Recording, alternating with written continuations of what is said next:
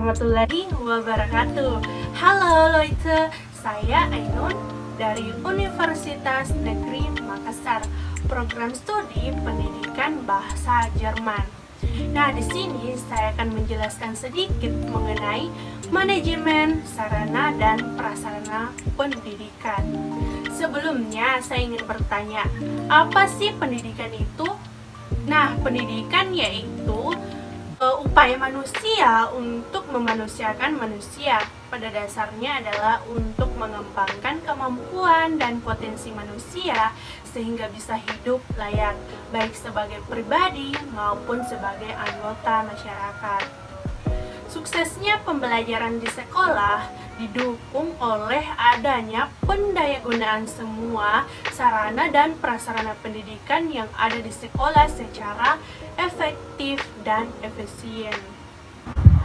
Sarana pendidikan adalah semua fasilitas yang diperlukan dalam proses belajar mengajar, baik yang bergerak maupun tidak bergerak, agar pencapaian tujuan pendidikan dapat berjalan dengan lancar, efektif, teratur, dan efisien. Misalnya seperti gedung, ruang kelas, meja, kursi, serta alat-alat media pengajaran lainnya. Nah, adapun yang dimaksud dengan prasarana, yaitu fasilitas yang secara tidak langsung menunjang jalannya proses pendidikan atau pengajaran seperti halaman sekolah, kebun sekolah, lapangan olahraga, dan sebagainya.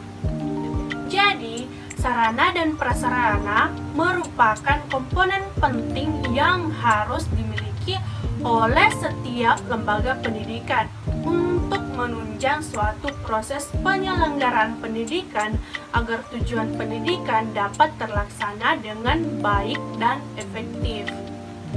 Semua program kegiatan pendidikan di sekolah membutuhkan sarana dan prasarana, baik di bidang akademik maupun non-akademik. Nah, adapun prinsip-prinsip dari manajemen sarana dan prasarana pendidikan.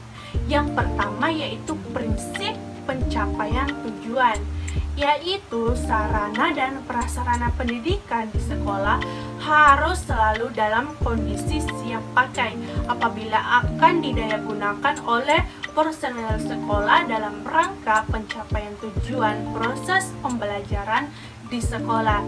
Yang kedua yaitu prinsip efisiensi, yaitu pengadaan sarana dan prasarana pendidikan di sekolah harus dilakukan melalui perencanaan yang seksama sehingga dapat diadakan sarana dan prasarana yang baik dengan harga yang murah. Demikian juga pemakaian harus hati-hati agar mengurangi pemborosan. Yang ketiga yaitu prinsip administratif, yaitu manajemen sarana dan prasarana pendidikan di sekolah harus selalu memperhatikan undang-undang, peraturan, instruksi, dan petunjuk teknis yang diberlakukan oleh pihak yang berwenang. Yang keempat yaitu prinsip kejelasan tanggung jawab, yaitu manajemen sarana dan prasarana di sekolah harus didelegasikan kepada personel sekolah yang mampu tanggung jawab. Apabila melibatkan banyak personel sekolah dalam manajemennya, perlu adanya deskripsi tugas dan tanggung jawab yang jelas untuk setiap personel sekolah. Nah, yang terakhir yaitu prinsip kekohesifan, yaitu bahwa manajemen sarana dan prasarana pendidikan sekolah harus direalisasikan dalam bentuk proses kerja sekolah yang sangat kompak.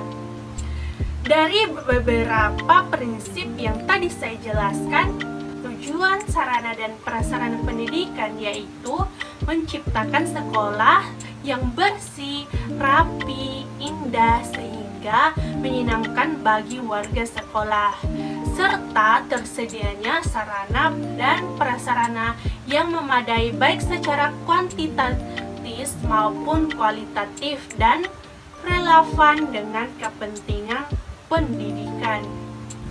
Adapun ruang lingkup manajemen sarana dan prasarana pendidikan meliputi kegiatan perencanaan, pengadaan, penginventarisasian, pemeliharaan, dan penghapusan.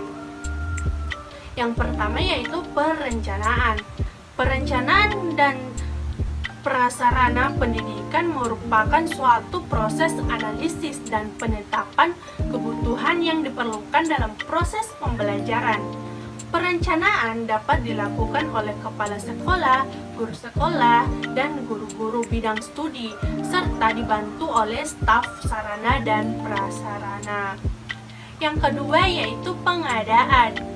Pengadaan adalah proses kegiatan mengadakan sarana dan prasarana yang dapat dilakukan dengan cara membeli, menyumbang, hibah, dan lain-lain sebagainya. Pengadaan sarana dan prasarana dapat berbentuk pengadaan buku, alat, perabot, dan bangunan. Yang ketiga yaitu penginventarisasian, yaitu kegiatan melaksanakan penggunaan, penyelenggaraan, pengaturan, dan pencatatan barang-barang, menyusun daftar barang yang menjadi milik sekolah ke dalam satu daftar inventaris barang secara teratur. Tujuannya adalah untuk menjaga dan menciptakan tertib administrasi barang milik negara yang dipunyai suatu organisasi. Nah, yang keempat yaitu pemeliharaan, yaitu kegiatan merawat, memelihara, dan menyimpan barang-barang sesuai dengan bentuk-bentuk maupun jenis barangnya, sehingga barang tersebut awet dan tahan lama.